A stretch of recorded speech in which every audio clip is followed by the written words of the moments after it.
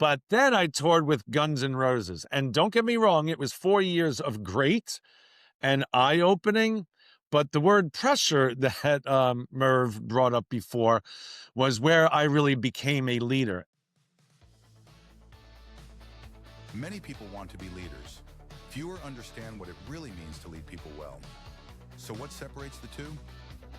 Welcome to the Lead with Purpose podcast with your host, Merv Jersak.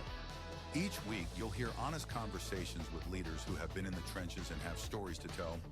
They'll share their practical wisdom to help cut through the noise and get to the heart of leadership. So let's get started. Hey, welcome to another episode of Lead with Purpose podcast. I'm your host, Merv Jersak, and you can find me on LinkedIn and on Facebook and on my website, peoplefirstprojectmanagement.com. My guest today is a good friend, Craig Duswalt, and I'm going to let him introduce himself, but I'm going to tantalize you with this. He went from living on tour buses with Air Supply and Guns N' Roses to becoming a powerhouse leadership and branding expert for business professionals. So if you're in a corporate career, if you're doing something that you are working on your leadership skills for, if you've ever wondered what it means to lead under pressure, and what that really looks like, or how to bring rock star confidence into your everyday leadership, this episode is your, shall I say, backstage pass. Oh, yeah. I like that. So Craig, welcome to Lead with Purpose, and I'm excited to dive in on how your unconventional path helps shape the leadership lessons you're going to teach us today. I love it. So thank you, Merv, for having me on the show. First of all, it's really funny. You said something about pressure, and I toured with Air Supply. I'll just give you a little bit of a background. Yeah. I toured with Air Supply for 8 years as the band assistant. I basically took care of the band. There was 7 guys in the band, and then a tour manager, a security guard, and myself. And we did travel by bus all over the country, and then overseas, obviously by plane. But that was fun. It was 7 years of fun. I just out of college. I graduated in 1983, and 2 weeks later, I basically got the job. It was this really long story, but I was basically working at a theater. They saw my positive attitude and my work ethic, and they said, "Do you want to go on tour?" And the next day, I was on tour with Guns and Air Supply. So I did that, like I said, for 7 years, but it was more fun than pressure. It was, don't get me wrong, we had to put on shows, we had to do stuff, but, it was not as much pressure as the next band that I toured with. You introduced us to Russell Hitchcock. Russell Hitchcock. And, such a nice guy. I can see why he would alleviate some of that pressure that you might otherwise feel. Yes. No, Russell Hitchcock, the lead singer of Air Supply, and Graham Russell, the other lead guy, are two of my dearest friends to this day, which is amazing. They were so nice to me on the road. They still get my mom and dad. My dad passed away a couple of years ago. Tickets every time they play Westbury Music Fair. They're just great guys. All right. So that was that. It was a great time. It was great. I'll just leave it. I was going to go down another path, but I'm not going to. It was great. But then I toured with Guns N' Roses, and don't get me wrong, it was 4 years of great and eye-opening. But the word pressure that Merv brought up before was where I really became a leader. And my partner now for my music, I'm in the music industry again. We manage bands, we put on music festivals, and we put on events for aspiring artists called Breaking Into Music. His name is John Reese, and John and I recently connected again after like 30 years of being on the road with Guns N' Roses. And we started talking about, we were both like 28 years old when we toured with Guns N' Roses, 28 to 32 years old. And him and I and the band's manager, Doug Goldstein, really ran the show. And we're like leaders, 28-year-old kids running a multi-million-dollar tour with Guns N' Roses. And filling what, 80,000 seat arenas with Metallica by ourselves. It was crazy. And we laugh at it now. Like, We were 28-year-old kids with millions of dollars on the line at all time. Doug, manager, highest stress. John, second highest stress. I might have been third highest, but there were days that I had the highest because my job was to get Axl Rose to the venue, and if anyone knows anything about Guns N' Roses, that wasn't easy back then. But talk about leadership and pressure. I learned everything that I teach now in rock. My brand is Rockstar Marketing. Right. I have Rock Your Life, and now I'm doing Rockstar Impact, but it's all this. It's all helping entrepreneurs become known as rock stars in their business. And I lead business clients through this thing that I went through on how to think outside the box, how to do things differently, how to stand out from the competition. And that's what Air Supply did and Guns N' Roses did. And Guns N' Roses, especially, they did, how do you get into the media, right? How do you get people talking about you? Well, I share stories of how they did it, and I don't suggest any of us do it in regular business, but you could learn from them on how they might have done this crazy stuff, and we might not be as crazy as them, but there's some things that you can learn from. How do these guys attract 80,000 people to come to a venue to watch them play music? And that's basically what I do now, is help entrepreneurs do that. Well, I know I've tried to pry some stories about Axl Rose and Slash and those guys out of you, but you're Well, pretty there's tight-lipped, some I so can share. I admire your loyalty. I know there's some I can share and some I won't. Right. Some you won't, yeah. Right. But I just, for people who, like myself, will never live the life you lived with bands like that, but touring with those iconic people, managing the backstage chaos, the tight deadlines, the high pressure. I Yeah. can imagine, we'll never experience that, but Yeah. yet the experiences that you learned in terms of agility and adaptability and all that are absolute traits from a leadership perspective that we can bring into our own endeavors, whatever we're doing. Yeah. Axl Rose was a great leader. Now, if you ran a business like he got on stages, not so much, because he didn't love touring at the time. Now I watch videos of him now. He's smiling on stage, having a great time. But he's matured over the years. But he's one of the greatest singers in the history of rock and roll. But he was a leader, and his leading, it was different than a CEO would lead a company, or I would lead my mastermind, but it's still being a leader. And his was, um, uh, I demand perfection because I'm going to be perfect. I will not go on stage until I'm 100% ready. And Yeah. if I'm not 100% ready to give my 110%, then I'm not going on stage. Now, you could argue, like, that's not cool because there's 80,000 people in the audience, but he wanted to give the best performance. And if he felt he couldn't, he just wouldn't go on stage. So that's, a leader, and people got pissed off by it. But you know what? He respected the industry. He respected his music, and he only wanted to do a great show. And if he couldn't, he just wouldn't go on. So, there's different, like, I would never do that, right? I speak on stages, and if I was hoarse, which I get a lot, or if I wasn't feeling well, I personally would still go on stage and try to give it my all. But that doesn't make him a bad person or me a good person. That's just a different way to lead. But they did follow him. People respected him in the industry. People looked up to him. People listened to him, for sure, out of fear of being fired. But he demanded perfection, and look what they did.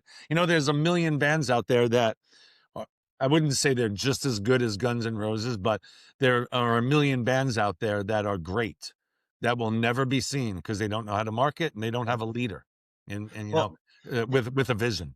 and when I listen to your story about Axel's, I'm going to call it a work ethic, Mhm. there's an integrity there. There's an ethic there Yes. that we as leaders need to bring to our own endeavors, whether Mhm. we're leading teams or trying to satisfy our customers. And I think that really comes through. Yeah. Um, I've retired. Yes. Well, I know Merv, everybody. He's retired 150 times, but this time I think he's really retired. Yeah, I have. But and now I'm doing this, but I led some major IT projects. But the colleagues that I have that are still in the business, still leading projects for customers who are intense in their demands, they're telling me now that things like the significant challenges with, for example, AI, Mm, and rapidly changing technology and all that, and even changing in the way, say, some of the younger generation is approaching their work ethic.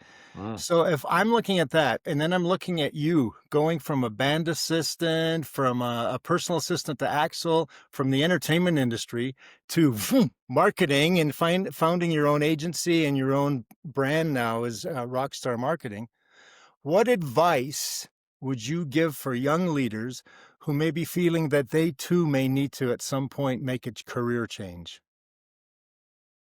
Oh my God, so many. Okay. No. Is My that head, my sorry? head I is didn't mean to. spinning right now of how many things. All right.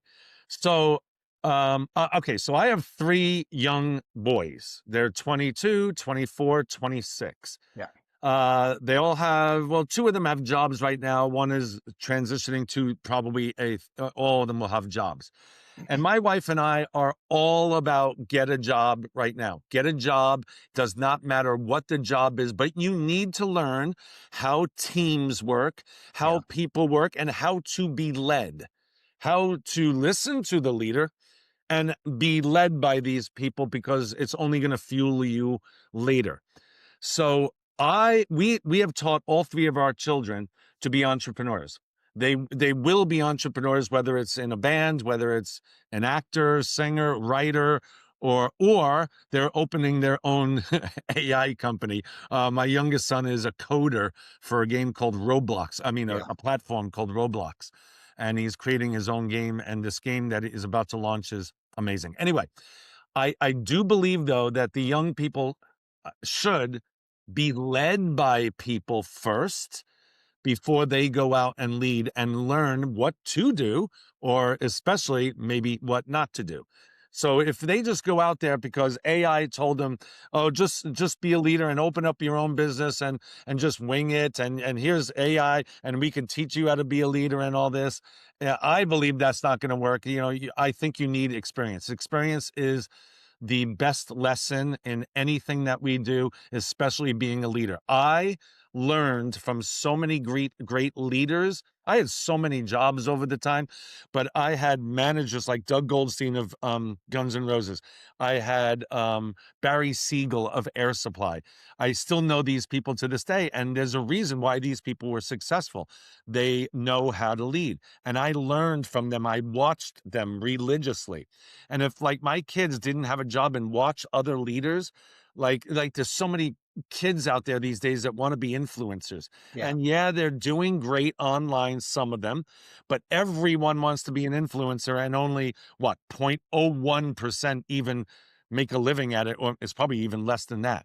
Yeah. So they're just stuck in this world without any leadership skills, any management skills, any skills at all, because they think they could just make it as an influencer on Instagram because that's what they have been told by AI and the rest of the world. Yeah. But, if you want to run a business someday and be a leader in your corporate job or your job, I believe you have to start from working for someone and learning the principles. Now, reading books is another one. I've read a ton of books on leadership.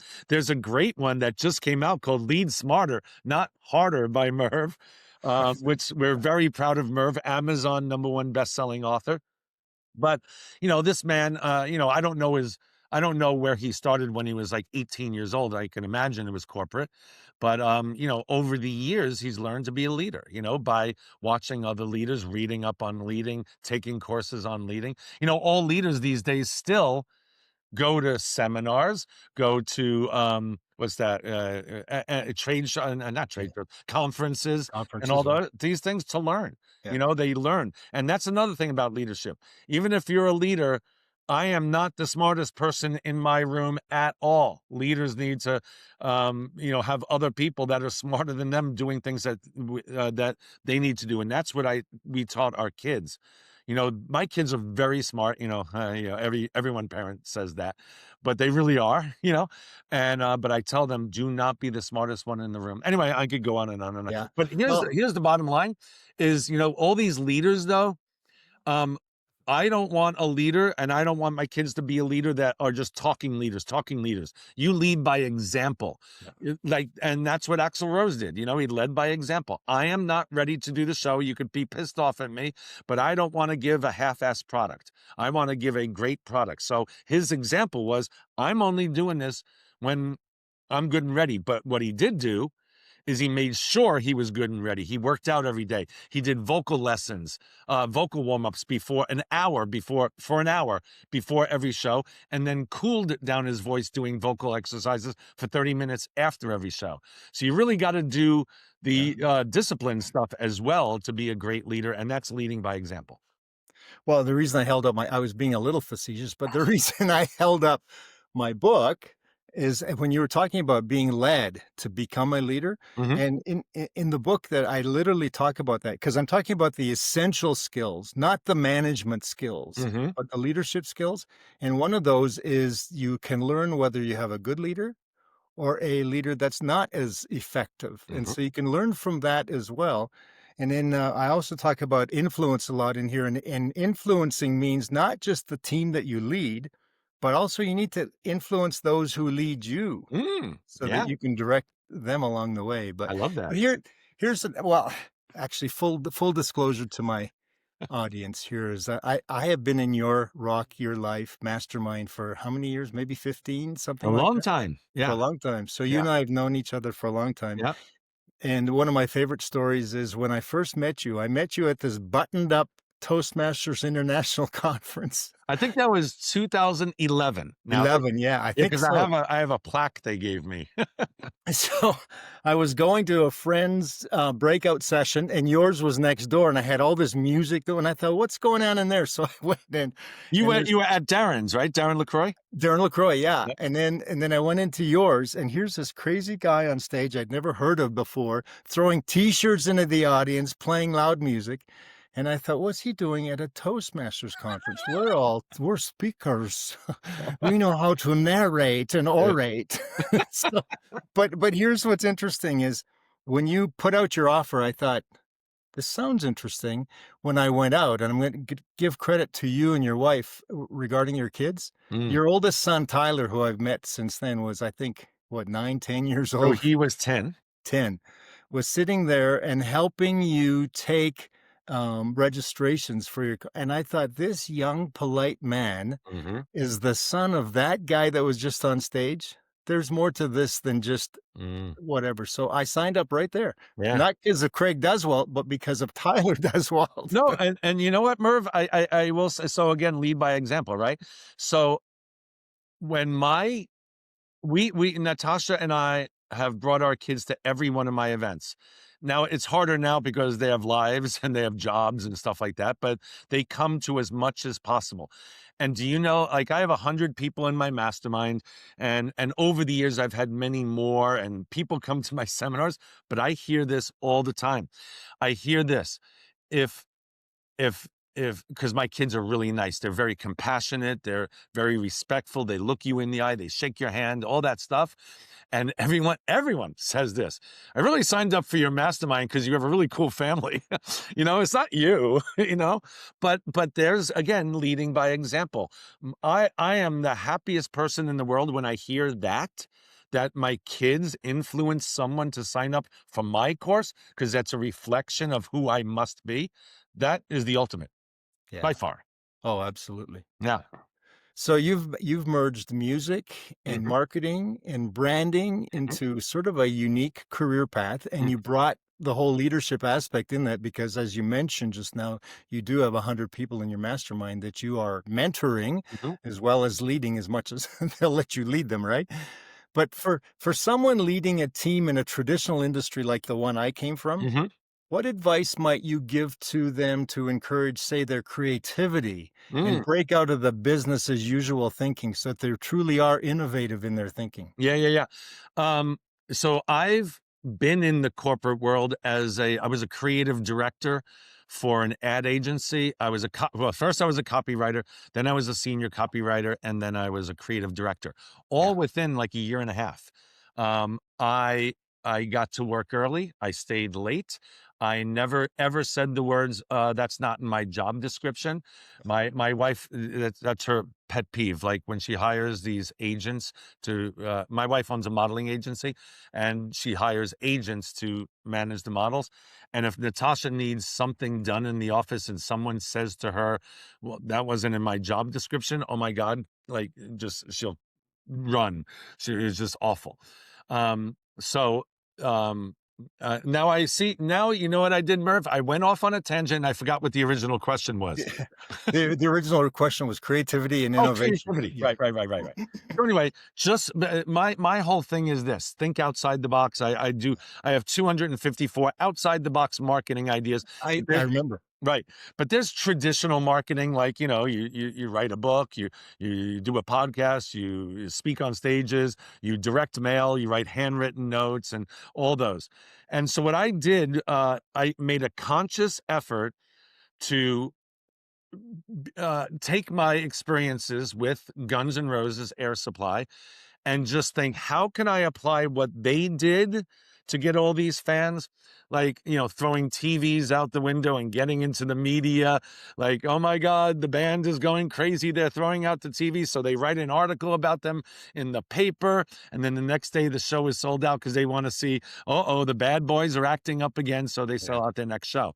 So how do you take something like that and you apply it to business? So my thing is, I listen to music. And you mentioned AI before. AI is the best tool in the world for some things. It's a pretty bad situation that you can go down a bad rabbit hole, and the world can go down a bad rabbit hole and make you look bad. Taking a video of you and just like putting words in your mouth. That's scary. Yeah. But for the most part, AI is really great. I use it every single day. I would go into ChatGPT or Perplexity or the others that I use with John Limbacher called Quantum. He's one of the guys in my mastermind. And I ask these questions every day, every single day. What can I do differently to market this event? What can I do differently to promote my magazine? So I have I just did this, Rockstar Keynote Speakers Magazine. And I have keynote speakers that advertise in the magazine, and they're on the front covers of these magazines. And it goes out to a ton of people that hire people to become keynote speakers. So I have to expand because I got more advertisements and more things going. So I have to expand to 20 pages instead of 16 pages. So the first thing I did is I went to AI and I said, what is another creative, I actually use the word creative, page that I could use in my magazine to do a monthly feature on something? Give me something that a speaker would need and something. So I'm killing two birds with one stone. It came up with a bunch of ideas, very creative, sometimes nutty, sometimes silly, outside the box ideas.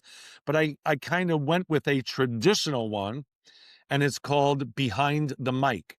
So I'm going to have a page called Behind the Mic, and it's tools and tech uses for speakers. So the first one I'm doing is this Blue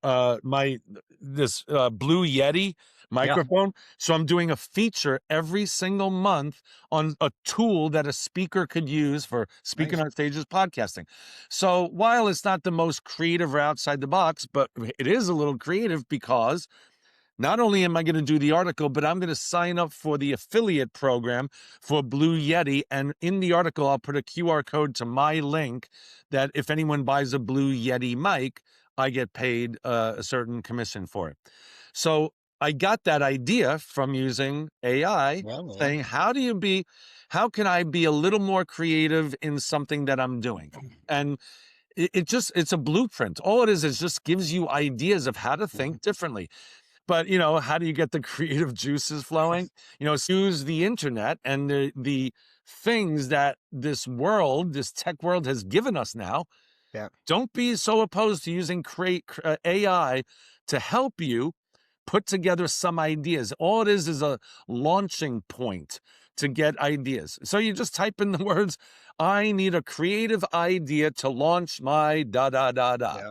And then it'll spit out some ideas, and then you pick and choose. It's so easy these days. And the idea is you don't want it to destroy your ability to think critically. Yes. Yeah. But you do want it to kind of spur it on. Spur that, yeah, get those juices flowing. And then I use AI a lot, but I never take anything verbatim. I always you have tweak it for myself. You have to tweak it. You have to tweak it. Another thing is, now this is me, and I bet you many people will think this way. So I've written 14 or 15 books or compilation books. I've written a lot. I write a lot of content. And I sit here on my computer in my very music-oriented room. If you saw the whole thing, you see my Guns N' Roses thing up there. But I'm surrounded by music because music fuels me. So when I'm writing something, I blast my stereo, my computer, and I'm listening to music. Even if I'm writing a book and writing words, my go-to song is What's Up by 4 Non-Blondes. And I know it's like this feminist song, but for some reason it does something to my feminine side, I guess. I don't know. Yeah. But whenever I'm writing, I play music, even with words. And you might think, well, how do you write words in a book listening to words of a song? And for some reason, it's a left brain, right brain thing. It soothes my writing side of the brain to be able to create because I'm listening to creative stuff. So try it. Music is a big thing for me whenever I'm creating content. I just play music while I'm creating content. If I have no sound in the room, just kill me now. Like I go crazy. I go crazy. I need something going on. That's me. Mine is Danger Zone by Kenny Loggins. Oh, that's a huge one for me too. Yeah. Yeah, it just gets you going, right? Plus, I watch Top Gun at least once a year. You know what's funny? I play in my headset before I go on stage. That's one of the songs I play is Danger Zone before I go on like a keynote or something. That's funny. Hey, we're going just a touch long, but that's okay because one of the things that I've always admired about you is your communication. And I think as a leader, if you can't write, if you can't speak, if you can't run a meeting, then you're not effective. And what did you do to develop your communication skills? It's all about communication. And thank you for bringing that up. Everything is about communication. And I just had a situation I'll just say a close situation where communication was not part of something and it blew up, right? It's all about communication. My wife and I have a thing.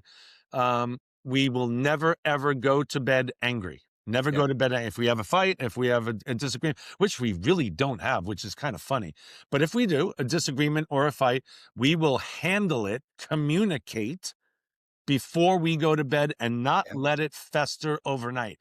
When you don't communicate, and that's where divorces happen, relationships go bad, businesses go bad. Look, I'm an open book, as Merv knows. I'm too much of an open book. Ask my wife, because every time I do a podcast, I see this, Natasha. What are you doing? I've seen her do that. Right. Yeah, exactly. She does it in the back of the room at my seminars.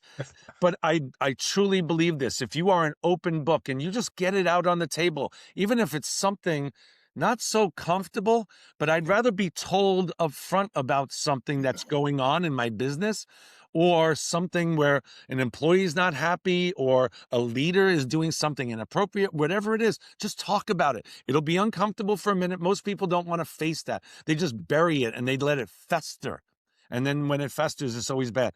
Open communication and handling it the day it happens, immediately when it happens. If you need an hour to process, that's fine. But it's everything. Everything I do is about communication and in emails. Now, I'm from New York. My emails are sometimes short and to the point, and some people get offended by them. So I have to put smiley faces because like I said, I'm from New York and I don't have time to write a book. Here's the situation, deal with it or whatever. And I explain that. And I am who I am. And Merv, you know this. I am who I am on stage, off stage, on this podcast. I am the same exact person. Sometimes I put my foot in my mouth, but you know what? I'm an open book. And I just said, I'd rather deal with this now and I'd rather address this now than have both of us think horrible things about the other person when it's really not even about that. I think you ask for a quote. Sometimes you do this fire thing, Yeah. but I'm going to address it now because it goes along with this. In this world that we live in, whenever you're having you're upset at somebody or you think they're upset at you, remember this, because this is my wife's and I go by this. The thing that's the thing is never the thing. So whatever's going on and someone gets mad at you in a road rage situation, it's not because you cut them off. Something's happening at the house. Something's happening in their business. And if we understand that in this world, that the thing that's the thing is never really the thing, just talk about it and just be open about it. And then it just kind of goes away. Another thing is, if something bad happens, in your business or something, don't fuel the fire. We learned this with Guns N' Roses. Let it go. If someone is bad mouthing you and whatever, don't fight back and forth. Just let it go, duck water off your back, because you know what? A week later, everyone's going to forget about it and they're on to the next thing. And that's what politicians do. And that's what rock stars do. Well, and I've, having come from the world of IT where you're under a lot of pressure situations, I've seen teams splinter just because of what you talked about. They didn't communicate. Someone got their back up. Someone decided they got offended. Yeah. And suddenly the whole team splintered because they wouldn't work it out. So. Yeah, it's true. So you mentioned rapid fire. I got a couple for you. Okay. As we I remember I watched one of your shows and I'm like, all right, he's going to ask me a quote. So that was my quote because it kind of fit in there. I like that quote, by the way. Yeah. So what's the one rock star leadership habit you still use today, every single day? Discipline. So, okay. So it's based on discipline. It's based on discipline, but I have a to-do list. I learned this with, mine is an offshoot. Slash every single day would do scales on his guitar. One of the greatest guitarists in the world to this day still warms up every day when he wakes up doing scales on his guitar, just getting the fingers working. Axl Rose still does vocal warm-ups and cool downs after concerts. So it's all about discipline. And I have a discipline thing. I have a to-do list that I put together every single night before I go to bed for what I have to do the next day. And I try to finish the to-do list before 10 or 11 o'clock in the morning so that everything I do after that, I feel I'm one ahead of the rest of the world. So mine is a to-do list that I will get done every single day. And I never don't get it done unless, God forbid, something goes wrong and I have to address something. Yeah. What's one book, nonfiction, memoir, whatever it is, that you think every single aspiring leader should read? Can I have two? You can have two. These are the two I refer to 24/7. Well, not 24/7, all the time. They're kind of obscure, actually. One of them is Jonathan Livingston Seagull by Richard Bach. And then the other one is The Greatest Salesman in the World by Og Mandino. Og Mandino, yeah. Og was an NSA person who passed away a little while ago. Yeah. I didn't know Og, but scrolls, the 10 scroll thing. Yeah. I love those. I didn't know Og, but I knew people who were very good friends of his, and they still speak very highly of him. I never met him. C.S. Lewis is another one of my favorites. Yeah. So here, Craig, what's I don't know if I should ask this. Yes, I'm going to ask this. What's one failure, or shall we say screw up, from your past that taught you the most about leadership? Oh my gosh. It's a long story, but I'll very, very condense it. I was trying to be, I believe in God. I'm a Christian, and I believe everything happens for a reason at the right time, except when something doesn't go your way and you're thinking, this should be mine. So I tried to get a job. I owned a theater in Santa Clarita, California, tried to get a job at this big new performing arts center. And they were hiring the artistic director for the Performing Arts Center. And I knew the board of directors of this place, and they all told me, apply for this job. You're definitely going to get it because you're already the business leader in our community.